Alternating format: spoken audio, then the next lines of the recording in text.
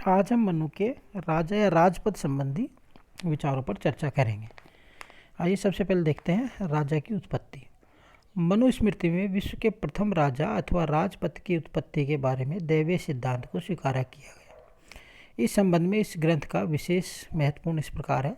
पहला, जब लोक या राजा विहीन प्रदेश का जनसमूह में सर्वत्र अराजकता फैल गई और भय उत्पन्न होने के कारण भगदड़ मच गई, तब सबकी रक्षा के लिए प्रभु ने राजा या राजपद का निर्माण किया। ईश्वर ने राजा निर्माण इंद्र, वायु, यम, सूर्य, अग्नि, चंद्र तथा कुबेर के अंशों के देवांशों से किया।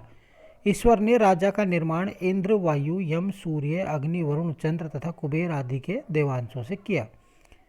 ईश्वर ने राजा के निर्माण में भी पहले दंड का निर्माण किया, जो वास्तव में राजा है, धर्म है, और इस दंड के भय से ही सब प्राणी अपने भोगों अधिकारों को प्राप्त करते हैं। मनुस्मृति में उपलब्ध वर्णन के अनुसार मनु ने राजा की उत्पत्ति के दैवीय सिद्धांत को स्वीकारा है। पहला, प्रभु ने लोक की रक्षा के लिए राजा का सृजन किया। प्रभु ने 8 देवांशों से राजा का निर्माण किया। राजा कभी पूर्ण स्वतंत्र नहीं है, अपितु उसे धर्मयुक्त दंड के अधीन रखा गया है, जिसकी रचना प्रभु ने स्वयं राजा से पहले की है। राजा की दैवीय उत्पत्ति का उल्लेख ऋग्वेद, यजुर्वेद, यथुर्वेद, शतपथ ब्राह्मण, रामायण, महाभारत आदि ग्रंथों में भी विभिन्न रूपों में किया गया है। मनु के राजा संबंधी दैवीय सिद्धांत की पाश्चात्य दैवीय सिद्धांत से तुलना। पहला, राजा का निर्माण अथवा नियुक्ति ईश्वर द्वारा की गई है। राजपद नए राजा की नियुक्ति वंशानुगत आधार पर होती है। राजा पृथ्वी पर ईश्वर का प्रतिनिधि होता है, अतः वह केवल उसी के प्रति उत्तरदायी होता है, अर्थात राजा अपने शासनीय कार्यों के लिए प्रजा के प्रति उत्तरदायी नहीं होता है। राजा का अवरोध करना भी पाप है। यदि राजा क्रूर व प्रजा पीड़क है तो प्रजा को मानना चाहिए कि ईश्वर उससे नाराज है और उसे ऐसे ही राजा भेजा है। अपने अंतिम निष्कर्ष में ये कहते हैं कि पाश्चात्य दैवी सिद्धांत निरंकुश, आताताई, स्वेच्छाचारी व प्रजाद्रोही राजा को भी देवत्व प्रदान करता है, किंतु मनमाने तरीके से शासन करना और इस प्रकार शासन करने की शक्ति को उन्होंने राजा के दैवीय अधिकार बताया। दोनों सिद्धांत मानते हैं कि प्रथम राजा की उत्पत्ति अथवा प्रथम राजा की नियुक्ति ईश्वर के द्वारा हुई है। दोनों सिद्धांत राजपद के उत्तराधिकार के लिए वंशानुगत आधार को स्वीकारते हैं। मनुस्मृति में वर्णित राजा की दैवीय उत्पत्ति का सिद्धांत राजा को केवल इस नाते से देव मानता है कि वह दिव्य गुणों को धारण करता है। ऐसा नहीं है कि वह इस पृथ्वी तल पर ईश्वर का प्रतिनिधि रूप होकर प्रजा की इच्छा के विरुद्ध स्वेच्छाचारी रूप से शासन करने का अधिकारी है। राजा के आवश्यक व्यक्तिगत गुण, यानी कि एक राजा में कैसे कैसे गुण होने चाहिए। पहला है देव गुणों के पालन की क्षमता। मनु का निर्देश है कि राजा को इंद्र, चंद्र, सूर्य, अग्नि, वायु, यम, कुबेर तथा पृथ्वी नामक देवों के वृत्तों अथवा प्रधान गुण को धारण करने में समर्थ होना चाहिए और इसके अनुसार उसे आचरण करना चाहिए। दूसरा, विभिन्न विद्याओं का ज्ञान या श्रेष्ठ ब्राह्मणों का सत्संग। राजा को आन्वीक्षिकी, तर्कशास्त्र व आत्मविद्या, त्रयी, 3 वेद, वार्ता तथा दंड नीति, राजधर्म नामक विद्याओं का ज्ञाता होना चाहिए। इंद्रजयी अथवा व्यसनों का परित्याग। राजा को इंद्रियजयी होना चाहिए। इंद्रियों को कुपथ पर ले जाने वाले 4 दोष है: काम, क्रोध, लोभ व मोह। मनु का मत है कि राजा को इनके कुप्रभाव से बचना चाहिए, अन्यथा वह विलासी व क्रूर बन जाएगा और राजपद के योग नहीं रहेगा। काम से उत्पन्न दोषों व हानियों से बचने के लिए राजा को अग्रलिखित 10 व्यसनों को त्याग कर देना चाहिए: शिकार खेलना, चौपड़ आदि जुआ खेलना, दिन में सोना, काम कथा सुनना या दूसरों की निंदा करना, स्त्रियों का अत्यधिक संग, विभिन्न मादक द्रव्यों का सेवन, गाने बजाने व नाचने में स्वयं भाग लेना अथवा इन कार्यों को कराना तथा निरुद्देश्य भ्रमण। राजा के क्रोध से उत्पन्न अग्रलिखित 8 व्यसनों को भी त्याग देना चाहिए, जैसे चुगलखोरी, बलात्कार, द्रोह, ईर्षा, असूया, कुकर्म में धनव्यय, कठोर वचन बोलने वाला तथा छोटे अपराध पर भी अति कठोर दंड देना। मनु का मत है कि काम व क्रोध से उत्पन्न व्यसनों का मूल आधार लोभ होता है, अतः राजा को प्रयत्नपूर्वक इसको भी त्याग कर देना चाहिए। चौथा, इसके अंतर्गत विनयशील होना। राजा को अहंकारी नहीं अपितु विनयशील होना चाहिए। जब राजा विनयशील होता है तो वह स्वभाव से ही वेद व धर्मज्ञों द्वारा स्थापित मर्यादा का पालन करता है और अनुशासित जीवन व्यतीत करता है। नेक्स्ट है, विजय हेतु समय के अनुसार नीति बनाए। यद्यपि मनु ने धर्म नीति एवं युद्ध नीति की श्रेष्ठता का परित्याग किया है, किंतु इसके साथ ही उन्होंने राजा को देश व काल के अनुसार ऐसी नीति अपनाने की सलाह दी है जो उसे शत्रु पर विजय दिलाने में सहायक हो। इस दृष्टि से राजा में निम्नलिखित गुण होने चाहिए: शत्रु से अपने छिद्रों कमियों को छिपाने की क्षमता, शत्रु के छिद्रों या कमियों की जानकारी प्राप्त करके उसके लाभ उठाना, राजा में शत्रु को नष्ट करने के लिए सिंह जैसा पराक्रम, शत्रु पर छिपकर आक्रमण करने के लिए चीता जैसी चालाकी तथा शत्रु से स्वयं की रक्षा हेतु खरगोश के समान छिपने में भाग निकलने का गुण होना चाहिए। उसे दुष्टों, डाकू आदि के अंत के लिए अति कठोर होना चाहिए, किंतु सद्पुरुषों के प्रति अति उदार होना चाहिए।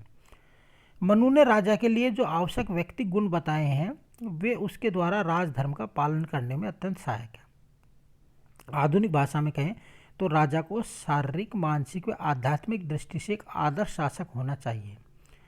मनु के अनुसार राजा का मुख्य कार्य दंड का प्रयोग करना है, किंतु यह कार्य वह तभी सफलतापूर्वक कर सकता है जब तक सत्यवादी हो, धर्म, अर्थ व काम का ज्ञाता हो तथा उत्तम सहायकों की नियुक्ति में समर्थ हो।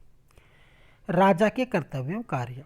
मनु के अनुसार राजा के प्रमुख कर्तव्य निम्न हैं: पहला, प्रजाजन की रक्षा करना, प्रजा पालन व प्रजा कल्याण करना, समाज व्यवस्था की रक्षा करना, आर्थिक जीवन का नियमन व संचालन करना, प्रशासन व्यवस्था का संचालन व नियंत्रण करना, न्याय संबंधी कार्य करना और अंतर्राज्य संबंधों का संचालन करना।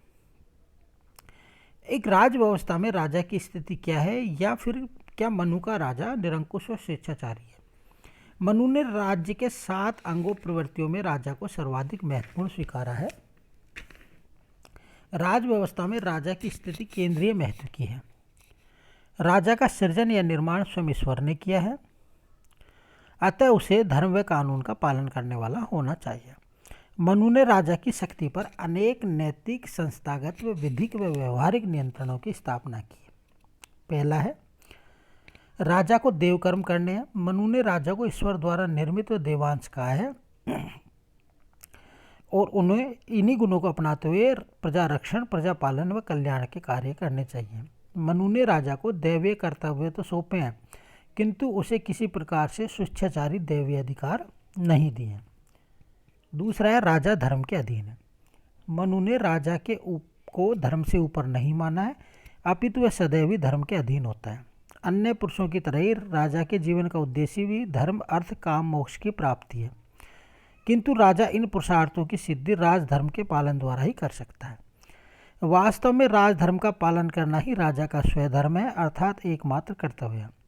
राजधर्म अत्यंत विस्तृत है और इसे राजा के सभी सामाजिक, विधिक एवं न्यायिक कर्तव्य सम्मिलित है। राजा अपने राजधर्म की आड़ में स्वेच्छाचारी अथवा निरंकुश नहीं हो सकता। तीसरा है, राजा सदैव दंड के अधीन है।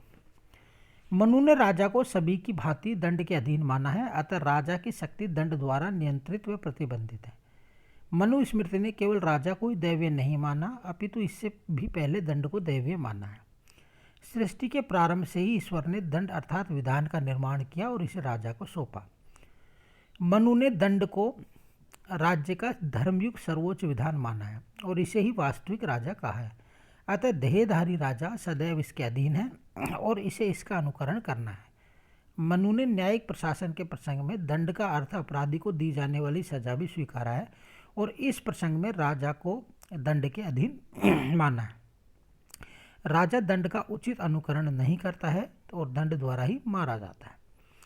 राजा के आवश्यक गुण व दिनचर्या संबंधी मर्यादा। मनु ने राजा के लिए जिन आवश्यक गुणों का उल्लेख किया है उसमें यह अनुमान लगाया जा सकता है कि मनु ने किसी भी रूप में निरंकुश व स्वेच्छाचारी राजा की धारणा को नहीं स्वीकारा है।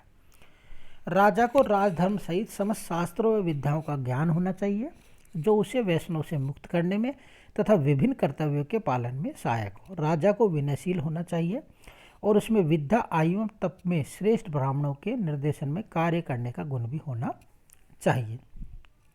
पांचवा है, राजा अकेला शासन करने में समर्थ नहीं है। राजा स्वेच्छाचारी व निरंकुश शासन इसलिए भी नहीं कर सकता क्योंकि वह अपनी समस्त योग्यताओं के बावजूद शासन जैसे जटिल कार्यों में अकेले ही निर्णय लेने अथवा उसे लागू करने में असमर्थ होता है। मनु के अनुसार राजा को किसी भी कार्य को प्रारंभ करने से पहले मंत्रियों से विचार विमर्श करना चाहिए और तब ऐसा निर्णय लेना चाहिए जो राज्य के हित में हो। उसे इन मंत्रियों के माध्यम से ही शासन के विभिन्न विभागों का संचालन करना चाहिए। मनु ने राज्य के 7 अंगों में राज्य की प्रधानता को स्वीकारा है, किंतु इसके साथ ही यह भी बताया है कि राज्य के अस्तित्व की रक्षा की दृष्टि से प्रत्येक अंग का महत्व है और उनमें परस्पर उचित तालमेल भी आवश्यक है।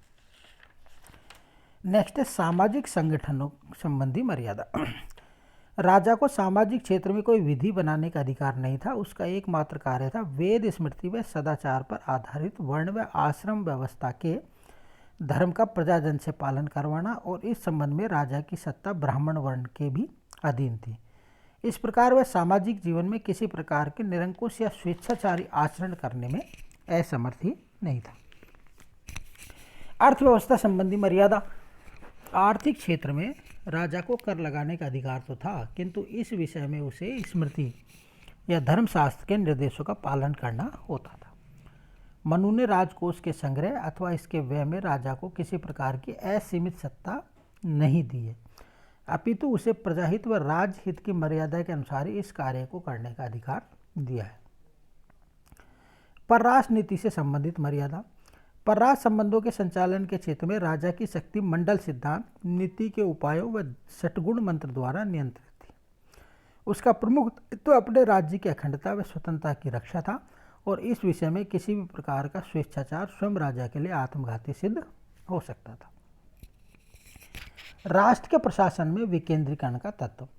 मनु ने नगरीय व ग्रामीण प्रशासन की ऐसी स्थानीय संस्थाओं का उल्लेख किया है जो अपने स्तर पर स्थानीय शांति व व्यवस्था को बनाए रखती थी और राजस्व व कर वसूली का कार्य करती थी। निष्कर्ष, मनु ने ऐसे धार्मिक व नैतिक विचार दर्शन को प्रस्तुत किया है और जो राजा को स्वतः ही निरंकुशता व स्वेच्छाचारिता से बचने की प्रेरणा देता है। इसके साथ ही मनु की राज व्यवस्था में ऐसे संस्थागत तत्व भी मौजूद हैं जो व्यवहार में राजा की स्वेच्छाचारिता को सीमित करने में सहायक है। जैसे राजा को शासन कार्य चलाने के लिए कुशल सहायकों से पर्याप्त सहयोग की जरूरत थी। राजा की दिनचर्या उसे कर्तव्यपरायण बनाने में मदद करती थी। स्थानीय प्रशासन की व्यवस्था भी राजा की सत्ता को सीमित रखने में सहायक थी। मनु स्मृति ने प्रजा को निरंकुश व स्वेच्छाचारी राजा के प्रत्यक्ष विरोध का भी अधिकार दिया अथवा नहीं। इस विषय में आनंद भास्कर कहते हैं कि मनु ने निसंदेह ये कहा कि प्रजा राजा को सिंहासन से उतार सकती है और उसका वध भी कर सकती है यदि राजा अपनी मूर्खता से प्रजा को पीड़ित करता है। किंतु अधिकांश विद्वानों का मत है कि मनु ने तो प्रत्यक्ष रूप से प्रजा को राजद्रोह का नैतिक अथवा विधिक अधिकार दिया और न ही प्राचीन भारत में ऐसी कोई स्पष्ट परंपरा ही दिखाई पड़ती है। Thank you.